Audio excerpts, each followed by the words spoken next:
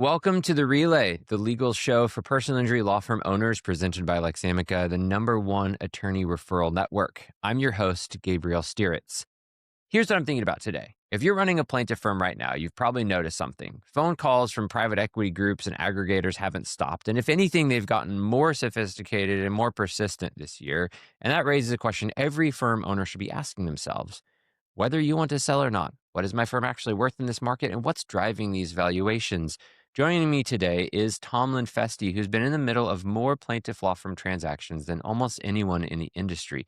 Tom's advised on deals ranging from single practice shops to 9-figure platform acquisitions, and he's got a front row seat to how capital is reshaping our industry. So here's why I want to have the conversation now at the end of 2025 going into 2026. We've seen some mega deals getting closer to close. We've seen some things fall apart and buyer behavior shifting in ways that may have caught people off guard. Today, we're going to unpack what actually happened in 2025.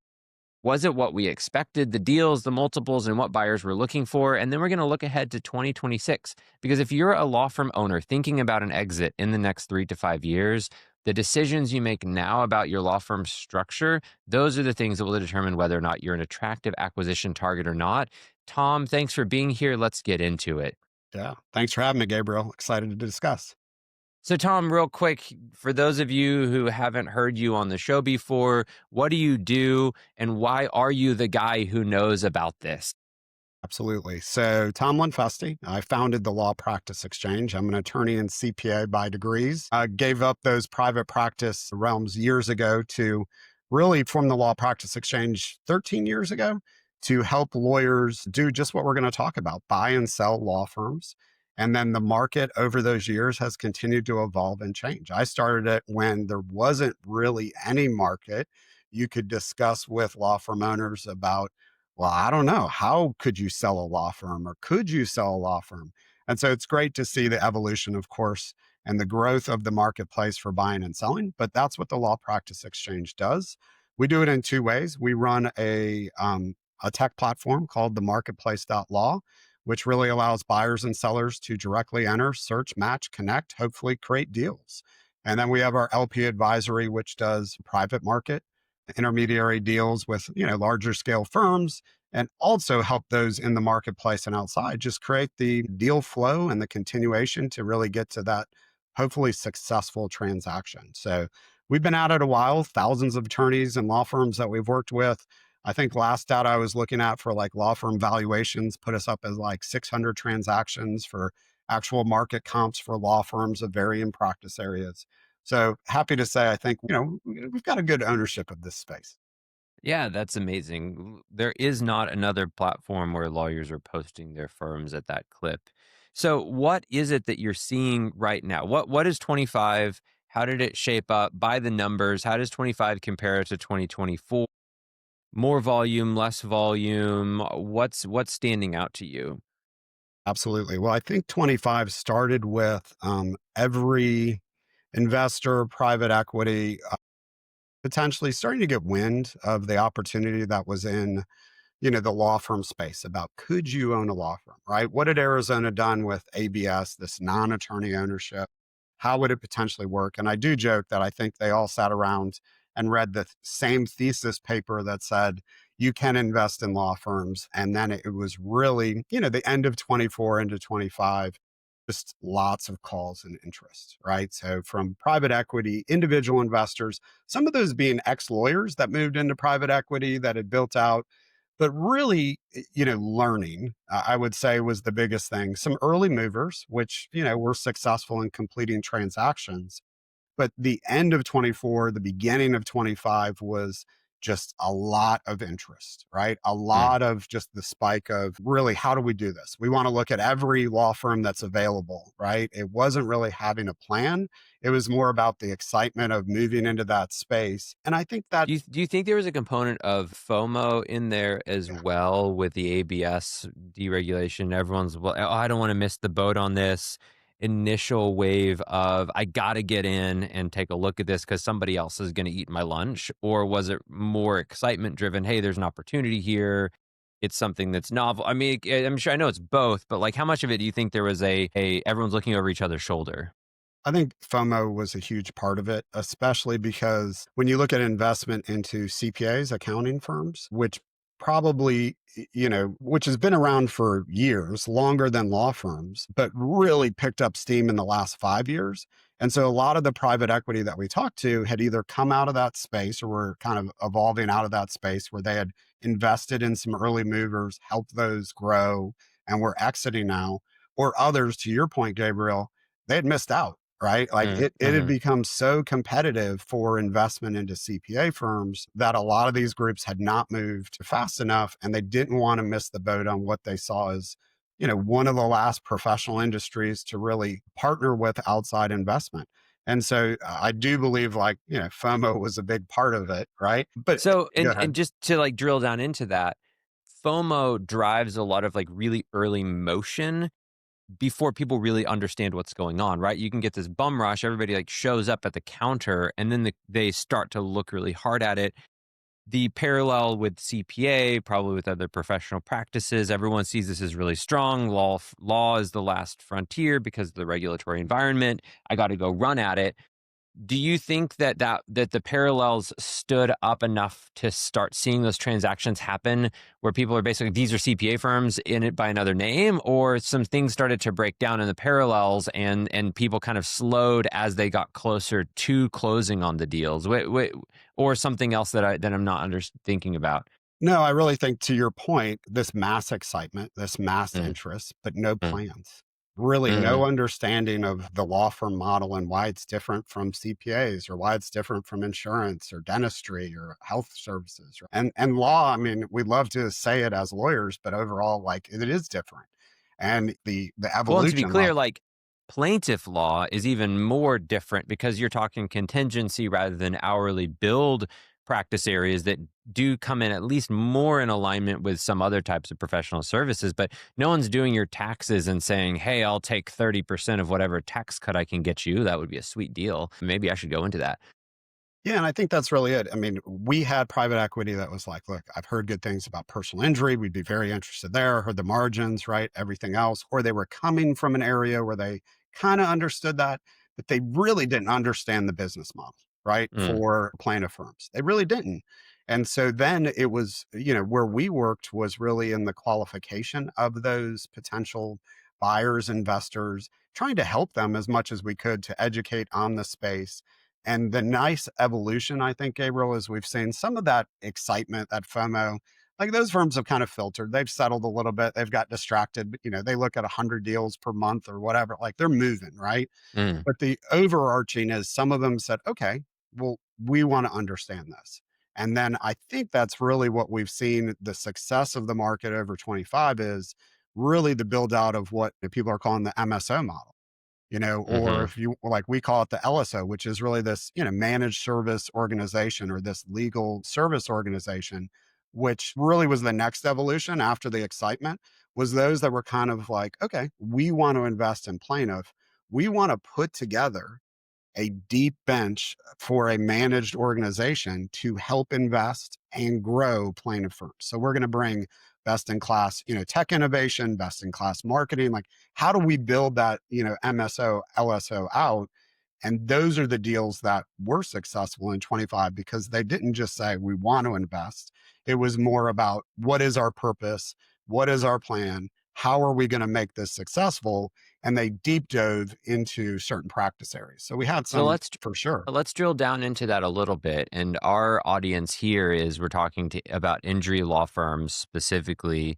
What did that volume look like for 25 in real transactions? How many roughly deals did you see get put together, or law firm buyouts of some type? Kind of what are the headline numbers there? Yeah, I think in the plaintiff space, right, overall, you probably saw somewhere between 25 and 50 overall transactions get done. Not all of those with, private equity and, this MSO structure. I think on a larger scale, you're probably talking about, somewhere between that 5 to 15 mark. But a lot of the inroads were made to really set us up for more so of next year growth. And there's always a lot more deals done on a smaller scale firm. So, if you're Hmm. talking about $1 million, $2 million plaintiff firm, those are just sometimes easier deals to tuck in. We still have a Mm. lot of geographic expansion happening with law firms. Those are a little bit harder to track.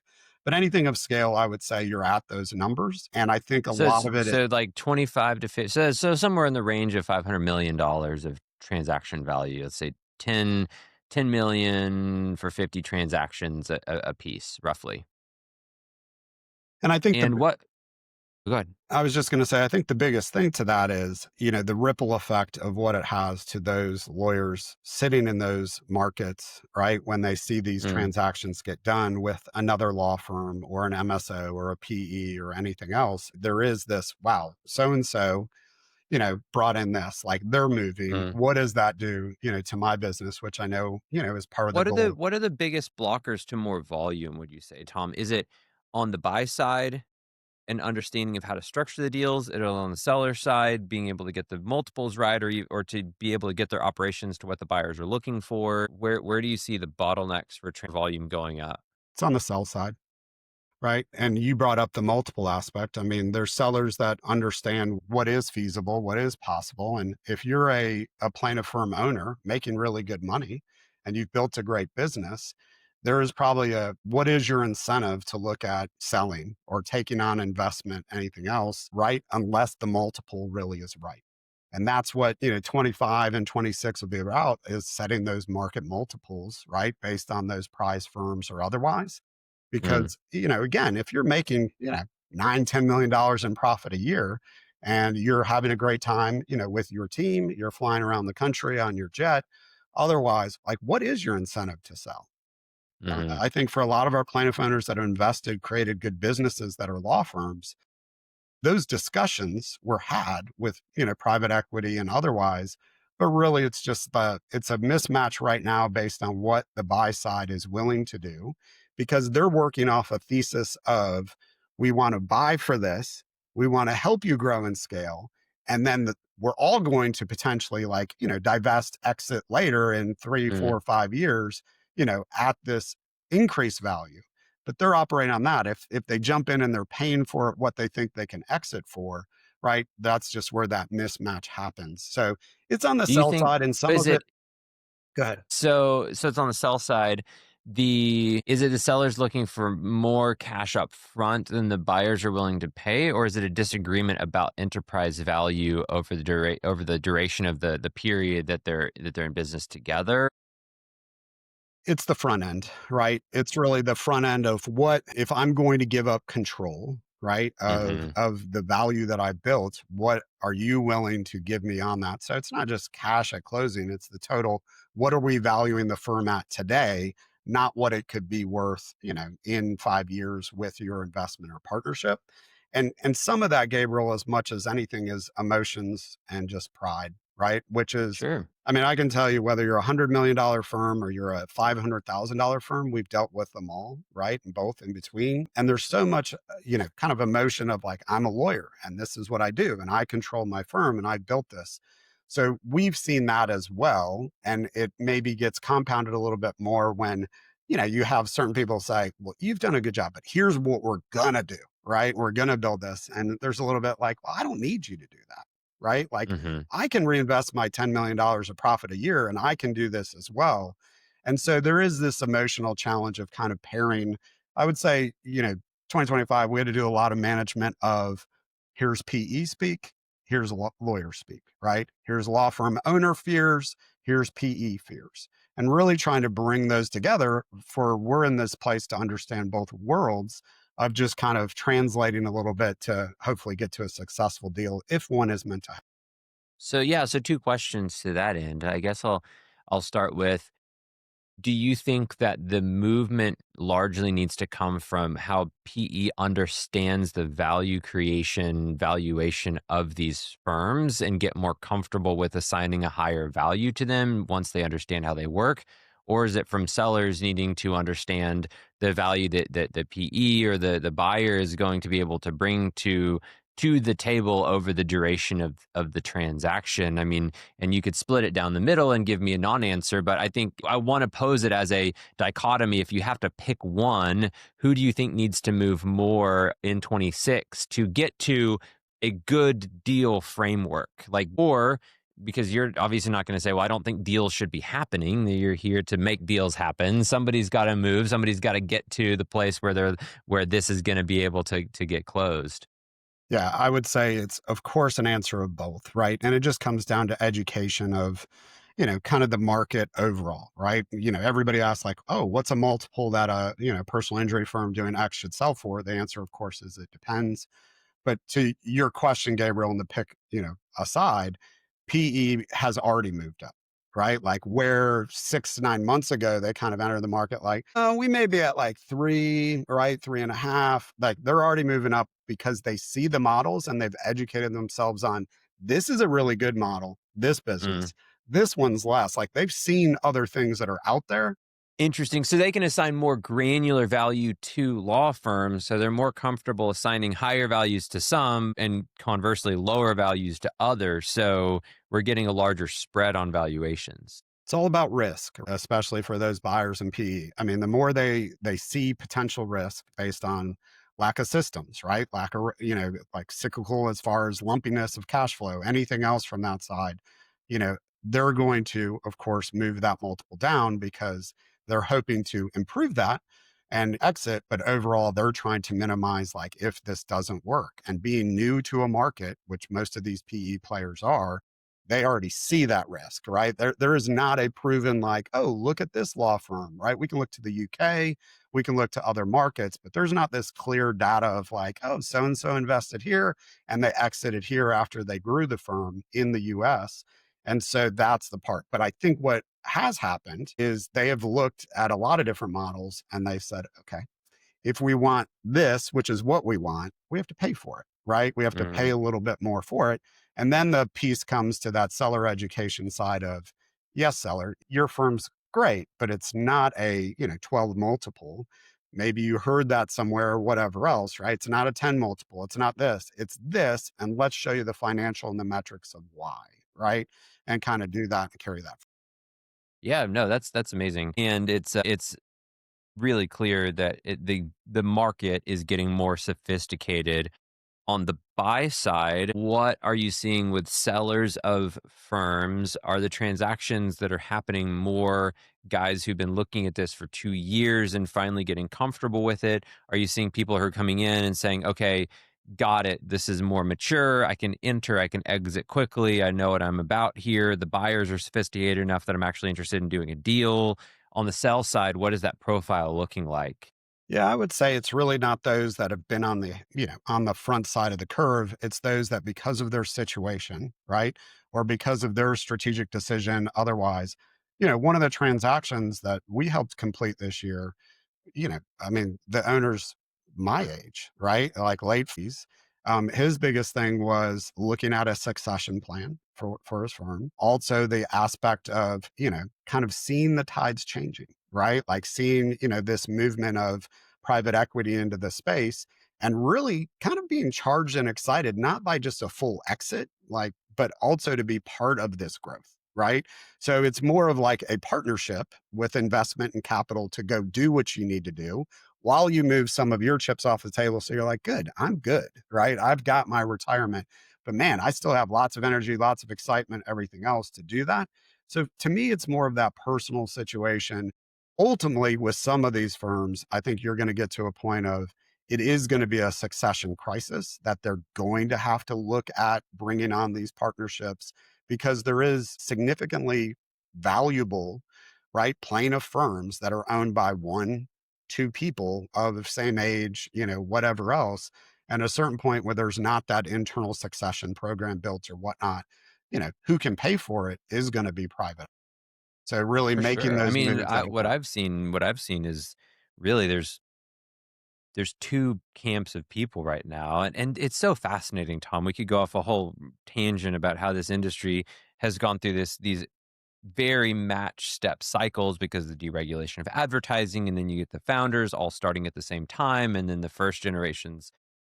You've timed things well, and even with the ABS creation has accelerated the kind of the end of this cycle with the succession planning for the a lot of these founders. But I'm really haven't seen much other than either you've got a kid who wants to take over the business or you're going to have to sell. I have not seen a single law firm that is really looking at a non buyout, non generational transfer option.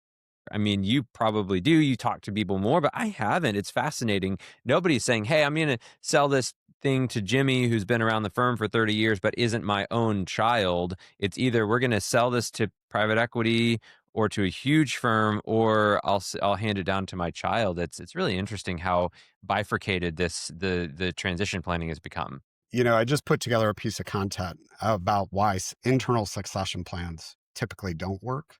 And I think that's a lot of it, Gabriel, is, the biggest thing is if you're talking about Jimmy, who's been with you forever and good person, like Jimmy's been an employee forever, right? Maybe a highly Hmm. motivated, great employee or whatnot, but is he ready to go out and, work with a private equity loan to buy a $50 million law firm?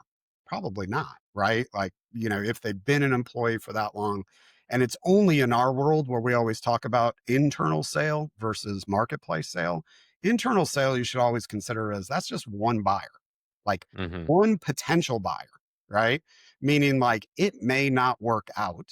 And there's a high likelihood, depending on how long these candidates have been there or whatever else, that it won't. So I think that's the mentality of why it's just sometimes like easier to go to the marketplace. Plus the funding is there and available. And, you get sophisticated buyers that are ready to contribute value, Hmm. true value for what you've built and carry that forward. So yeah, we're seeing the same.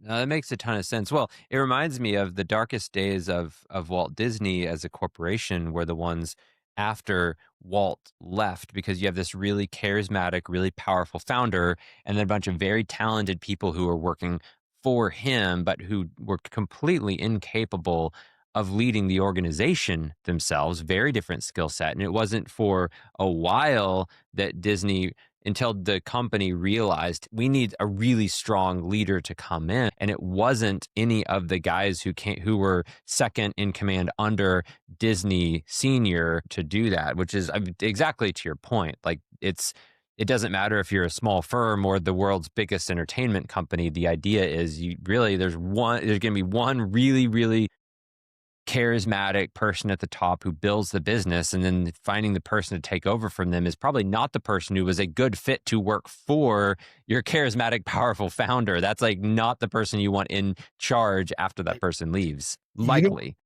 what one of the most interesting things, just to continue that play though, Gabriel, is if that owner who, the founder sells to private equity's first focus is that next generation, right? Internal, Hmm. like key candidates to say, can we, help them be that next generation of leadership, right? Hmm. And that's a key question that, buyers come in, always asking like, well, look, owner's going to stick around for a while, but when they're gone, who can like, especially PE, if it's a straight PE, they don't want to run it. They don't want to run the firm. They want to invest in the firm, right? And so they're not there to say, how do we handle this, kind of slew of case inventory, or how do we handle these of, mentoring and managing attorneys. So it's who's doing that, but that is that first play. So I am And hopeful that tech, typically what happens is you get external management team brought in very, very quickly. Is the idea for these law handoffs that it would be different than that? Because I mean, the classic play in tech is you run the company up on VC, you sell to private equity, and they do exactly two things on day one. They fire 30% of the company and they bring in their external CEO to run the entire business. And I'm not saying that it's going to be the same with law firms, but like it's very clear how it works on my side of the fence. we're actually seeing to the contrary. And I think the reason is because, these investors, PEs, otherwise haven't built out that industry knowledge yet, right? So Mm-hmm. first movers really want to invest in, especially now. I think the first transactions we're seeing play forward are those ones that they're hoping to build on, right? If you, complete $100 million personal injury firm acquisition, and then, next year you acquire a $25 million one in a different market. Well, the question is, how much is that $25 million next level leadership going to help? But I do think they're really looking at it because they don't have that tech team they just bring in and cut 30% of the workforce. Overall, Sure. they're looking for education and understanding. So I've always said like there's two components to getting a deal done. There's fit and there's financials. We kind of talk Hmm. about financials, like the multiples. What are you willing to pay? What do you want for your firm? But fit is a key component because I will tell you the early buyers and investors and these sellers are looking for that right fit to say they still know they're investing in that founder, right? Right, Like they're right. investing in that Which is, founder and the but to people be that are clear, that we're in this interesting period where that is true. That won't be true forever. At some point, investors will learn how to become operators. They'll surface the operators to run their platforms, and then they'll be able to take on deals that they wouldn't, where the management team maybe isn't as strong or the owner wants a faster exit from the entire law firm. But we're in this window where we do need management teams for these firms in place because the investor can't come in and do that themselves today. It has to be more of a partnership for the time being. Is that fair to say? absolutely. And that's part of, where I'm very optimistic on this MSO LSO structure build out, where as investment gets very intentional and says, okay, we're going to acquire a portfolio of plaintiff firms, of this type in these markets. Like this is our goal. And we're bringing first in class, tech investment, first in class marketing, first. And we have people who understand this, right? Like we built our team. It just provides opportunities because, everybody listening, you and I know, like, there's those that have invested and built best in class firms, right? And they're going to be very optimistic, everything else. But there's so many in between that are trying to do the right things, but struggle either to invest in all the new technology, right? And to figure this out, or to invest and really figure out, this marketing and how things are changing and to really do these different things. And I think that's where this can be a true win win is like, Mm, hey, that's where they can have that knowledge that is collected, right? And deployed as needed. Because that's the biggest thing about law firms is siloed, right? Like you and I go to some of these conferences and it's beautiful to have people share ideas. And when you see other peer attorneys share what they're doing at masterminds and everything else to help other attorneys. But otherwise, you get to see it, we get to see it. There's one law firm trying to solve a problem and this law firm, one state over is trying to solve the exact same problem. And they're approaching it in two different ways. And it would be great if somebody could help them collectively solve that. And I think that's where the next generation of like PE MSO is. There's a collective knowledge to help solve some of these problems. sure, sure. And I'm blind to the firms that are running at scale or with decent margins that are just not showing up to the conferences because I by definition go to the conferences. Whereas you've got, I'm sure you're seeing the ones that are not in that camp. Before we wrap though, you've mentioned LSO, MSO, ABS a few times. A lot of people have maybe heard the term. Not everyone's very familiar with it. I think it's been an interesting year. 2025, I think we started off with a lot of emphasis on ABS. And even mid-year, I was at an event where the people at the very, very top of the industry who are thinking about the regulations, I think I watched the room pivot from is ABS the play to maybe MSOs are the better vehicle. And wait a second, why have we been talking so much about ABS for 3 years when MSOs are unregulated and are probably a better vehicle? It was a very interesting position to be in June. Do you agree that there's been a shift in mindset, or is that maybe more of just like the public perception? And also, what the heck is an MSO? Yep, absolutely. We'll start with that. Like an MSO, managed service organization, as far as a transactional structure, it would really be where, private equity or outside investment, call them non-lawyers, Mm, build up a structure to really supply or move all of the back office services that the law firm would do. Right. And so, really, the value shifts from, in some aspects, being all in the law firm to being in an MSO entity, which is where that private equity is going to invest. So, they're going to invest in the team, the tech, the goodwill, the branding, the marketing, right? The systems, everything else kind of comes in a non law firm entity. And it's meant to really support that. So, like lawyers do now, and you go out and hire a marketing agency to help hire this other company to handle this, it's just packaging all that to really centralize those services and that leadership, but really to manage that from a regulatory standpoint, it's a non law firm, right? So, mm, overall, there's an interplay between the law firm and the MSO. that has to be ethically followed, but that's really the support. And the MSO is usually the acquiring entity in a transaction. So they will buy like the goodwill, the name, image, likeness, right? Especially with plaintiff firms, and kind of carry that forward. What that allows is, again, make sure your agreements are there, but it allows private equity to move into the space. They don't have ownership of the law firm. They have a servicing relationship that has financial flow. And so, Well, and then the $1 million question, how much of a firm can you carve out into the MSO as a percentage of the entire, is it 10%? Is it 90%? Does it depend? Or what's the range that you're seeing? yeah, I think our good ethics attorney would tell you it depends, right? It's going to depend on the services that the firm's going to use, but it's going to be closer to 90% when you Mhm. really look at everything that's going to be moved over to the MSO as compared to, just having 10. So what that gives is, it gives, private equity in this investment, the control over the services, everything else, but also the control over the flow of funds. And, ABS, alternative business structure, Arizona's really had been the lead. Puerto Rico in January, it'll be interesting to see how but that's really like, go register as a non-attorney owned law firm, right? And Mhm. if you want private equity as your partner, fine, go through the filing process. But Arizona is slow. I think 6, 9 months probably to get through the ABS process. MSOs you can set up pretty quickly. So that has been the big movement. And I would agree, Gabriel, is that's the Well, vehicle and on the that's ABS side too, there's the sort of Damocles where you're renewing every year or two, right? And that is, I think, the other huge, there's no existential risk hanging over you with an MSO. correct. Yes, you're renewing every year. It's public, right? From that side. So if you're forming an ABS, and you're partnering with private equity, right? That's a public disclosure. So the real thing with the MSO structure is, maybe you are leaving some value and some funds flow and whatnot in the law firm, but it's enough, and it keeps, a transaction and a private transaction more so than that. And we're seeing, some that'll have an ABS as kind of one leg of the stool, an MSO is another, and then you'll have the law firm.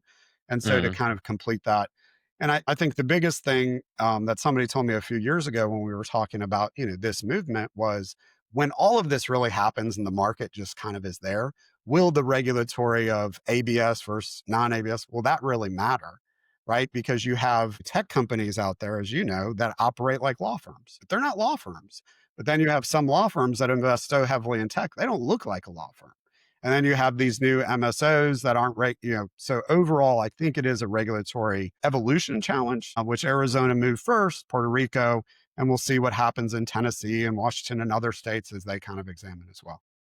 Yeah, and there's the top down. There's kind of the regulatory framework around equity ownership, and then there's the kind of the inside out, which is the UPL question, unauthorized practice of law, which is what tech companies are talking about. Like, how far does that boundary go? What actually is UPL when ChatGPT is giving everyone free legal advice, et cetera, right? So that's a question for another time. But I do think it's being eaten away from both sides, right? Like MSOs eating away at what is the law firm part, and then unauthorized practice of law carving away at like what can be done by non-lawyers, and you're going to end up with very little, I think, left that is pure only lawyers can own and do this piece. So anyway, question for another time. Would love to discuss it with you. But Tom, this has been really helpful. I really appreciate your expertise. You obviously have thought a lot about this. You have more insight into this part of the industry than anyone else. I really appreciate you joining today. Before we wrap up, any just lightning round 2026, what do you think the high level trends are going to be for next year?